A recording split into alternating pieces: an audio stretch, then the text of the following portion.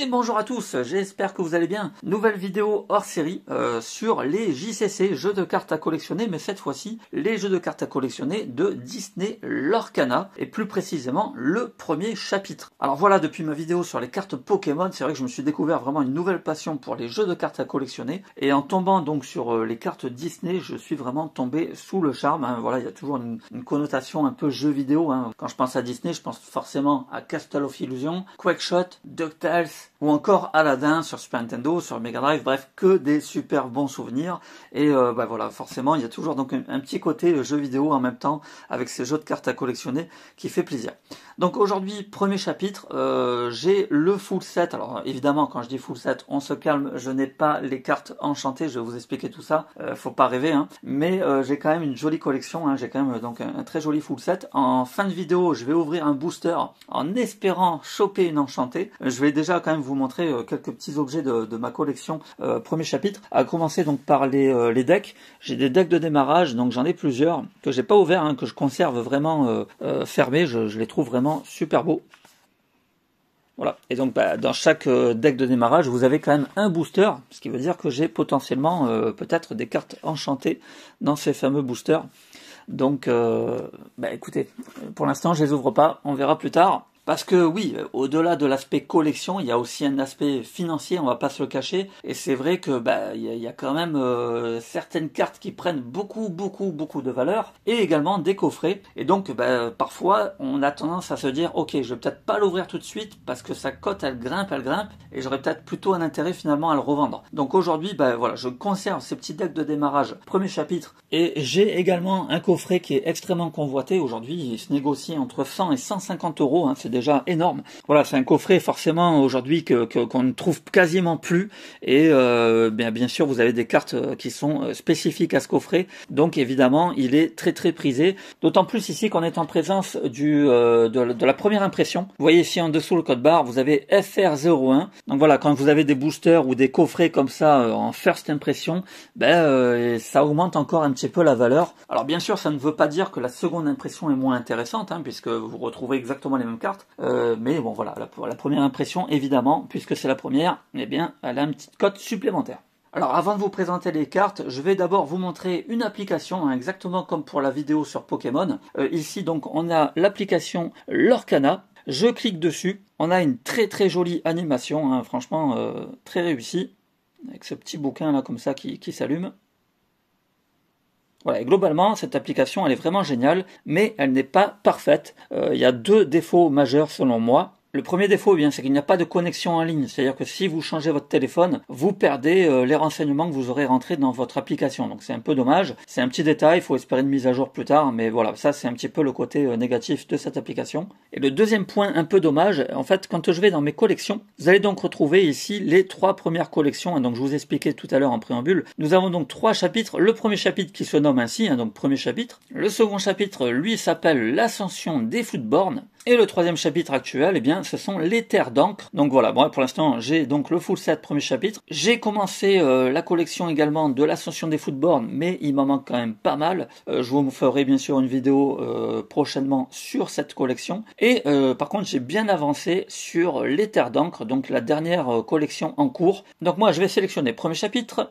Et donc on a une première indication, l'indication qu'on a 234 cartes en tout à collectionner, donc pour le premier chapitre. Par contre, voilà, le deuxième défaut en fait que je trouve, c'est que moi, il me marque pas le nombre de cartes que je possède par rapport à cette collection. Voilà, j'aurais aimé qu'il me marque par exemple ici que j'en ai 202 sur 234. Ça me permettrait tout de suite de savoir combien de cartes il me manque. Voilà, c'est juste ce petit détail-là qui est un petit peu dommage. Sinon, même principe que pour l'application Pokécardex. Ici, donc, vous avez vos cartes de la collection Disney premier chapitre. Vous prenez la première carte, donc Ariel, et ici, on a donc l'indication qu'il existe une carte standard et une carte brillante, également appelée foil. Alors moi, j'en ai pas beaucoup des cartes foil, j'ai essentiellement un full set sur les cartes standards. Donc, par exemple, si ici j'ai l'Ariel, je vais donc cliquer sur posséder et je vais cocher la standard, et donc ça va m'indiquer que j'ai x1. Voilà, donc là, ici, quand je reviens sur la page de départ, hop tac, j'ai un petit 1 donc qui indique que j'ai cette carte. Donc ça c'est super, ça permet vraiment de savoir où vous en êtes et à chaque fois comme ça de cocher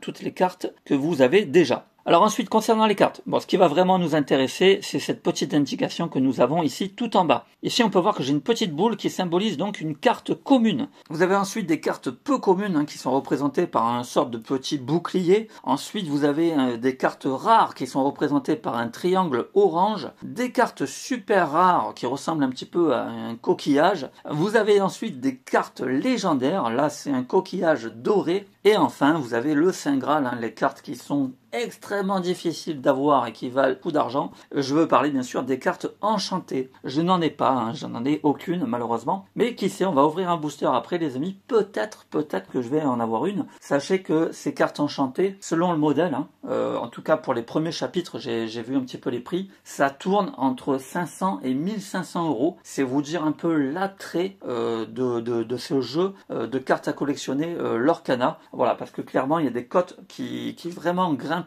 à toute vitesse. Et pour quelqu'un qui veut commencer un jeu de cartes à collectionner, prendre plaisir à collectionner les cartes et en même temps peut-être tomber sur des cartes d'exception comme celle-ci, franchement ça c'est vraiment un pur bonheur quoi. Moi je me régale d'ouvrir un paquet à chaque fois, je suis là en me disant est-ce que je vais avoir une enchantée Enfin voilà, ça donne du piment quand on ouvre le petit paquet et ça moi j'adore. Voilà, alors sinon bien sûr, on n'est pas que sur un aspect collection, ce sont des cartes qu'on peut se servir pour jouer, bien évidemment. Alors moi c'est pas mon cas, je l'avoue, mais donc voilà, ici par exemple le 2 qui est dans une roue dentée, eh bien ça représente la force, le nombre de dommages que le personnage pourra infliger lors d'un défi.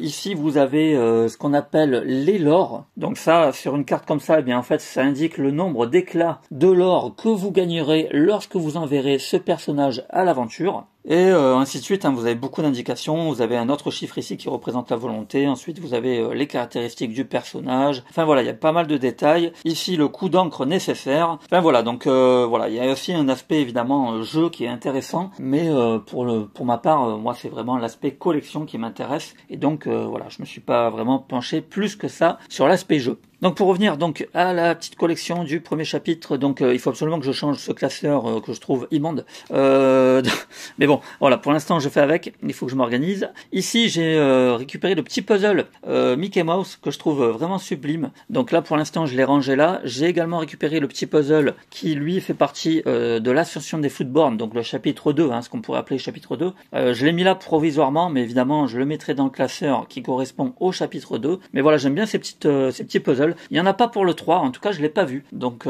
c'est dommage qu'ils continuent pas à les faire, je trouve ça très sympa. Sinon donc pour revenir à ma collection, donc comme vous pouvez le voir, pour l'instant j'ai tout.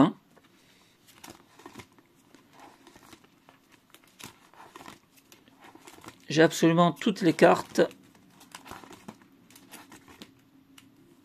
Elles sont vraiment super classe, et puis ce que j'aime bien aussi c'est qu'on s'y retrouve assez facilement.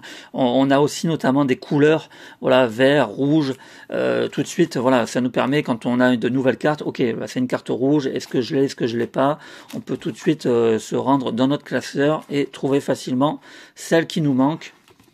Ah, mais il y a des cartes vraiment que j'adore, pourtant c'est des communes, par exemple le Mickey Mouse en enquêteur, je la trouve vraiment super sympa.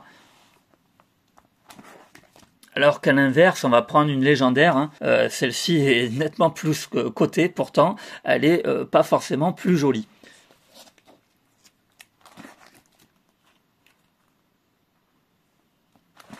Alors je reprends l'application pour que vous y voyez mieux, donc premier chapitre, donc comme je vous disais, je les ai toutes, on va aller jusqu'en bas. En fait évidemment celle qui me manque, vous l'aurez compris, c'est les enchantées, c'est les plus belles et c'est les plus chères.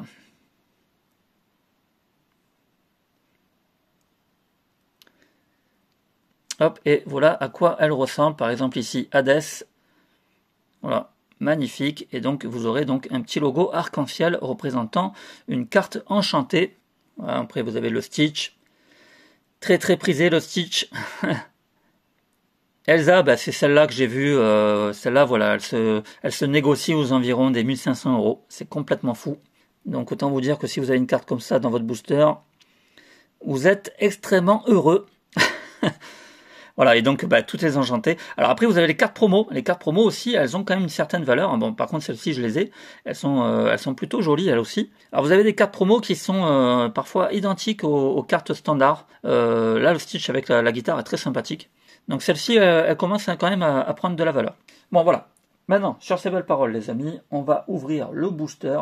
Hop, il est là. Nous, ce qu'on veut, c'est choper une enchantée. Donc, c'est parti. Bon, honnêtement, j'y crois pas. Hein. J'y crois pas une seconde. Mais bon, sait-on jamais.